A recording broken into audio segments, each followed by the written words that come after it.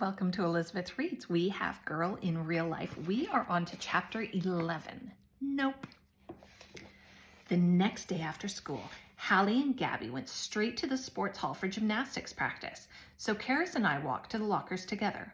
On the way, practically everyone I walked past said, "Happy first period, Eva."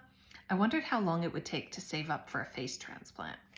"I still cannot believe how many people watch this stuff," Karis said, scrolling through the All About Eva videos. 80,000 people watched you get a filling. "I know," I sighed. The good old days. Karis laughed. "So how many views has the period one had now?" I refreshed the page. 2.8 million. Karis whistled. "Periods are a lot more popular than I realized." "It's got comments from people in Malaysia, the Philippines, Uruguay," I said, scrolling. "I mean, where even is that?" I shoved my phone in my pocket and sighed. I wish I could just delete it.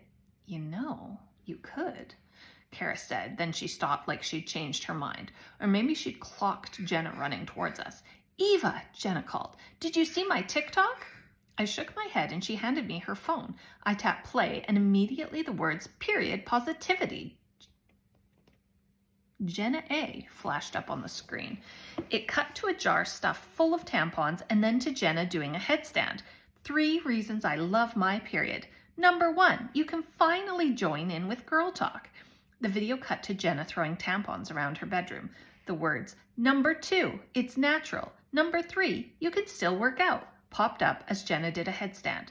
"So, what do you think?" she asked, gazing at me. "It's really, good," I said.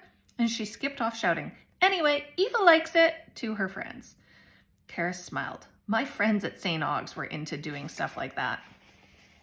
"St. Augustine's is your old school?" I could hardly believe she hadn't mentioned it before. St. Augustine's is a private school outside town that looks exactly like Hogwarts.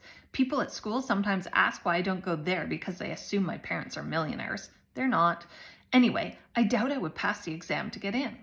Karis cleaned her glasses on her sleeve. "You're wondering why I left St. Augustine's, right?" "Kind of," I said, closing my locker and trying to ignore the gigantic avocado engraving. "I mean, don't get me wrong, the school is pretty nice." As I said that, a year 10 boy walked past and spat into a bin. We both laughed, and Karis didn't say anything else about St. Aug's. I pulled my gloves on as we walked outside and started heading down the hill. Karis kept her eyes on the pavement.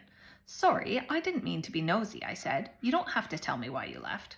She bit her fingernails and then said, "There were some people bullying me. My parents wanted me to have a fresh start here, so don't tell anyone, okay?"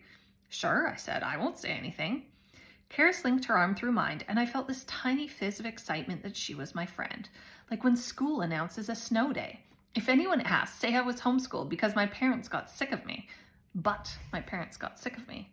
We reached the bottom of the hill and Karis stopped. "Want to hang out for a bit? I don't feel like going home yet."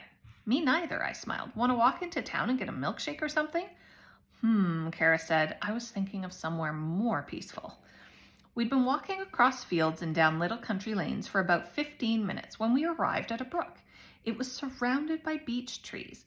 Little clusters of brown leaves were skating across the water in the breeze.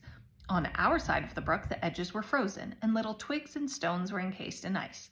I poked it with a stick and watched the ice break into shards like spindles. "Come on," Karis said, jeting like a ballerina onto a large stepping stone.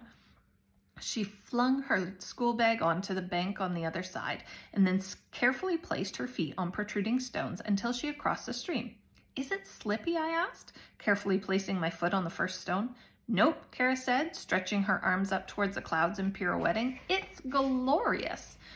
I tried to place my feet in the exact spots Karis had trodden on, but my shoes were completely soaked by the time I got to the grassy bank. "So the water's kind of freezing," I said, feeling my teeth start to chatter. "Here." Karis handed me her scarf and then lay on the grass, gazing up at the sky. "It's been ages since I watched the clouds." I checked to see if the grass was dry and then sat down and wrapped Karis's scarf around me.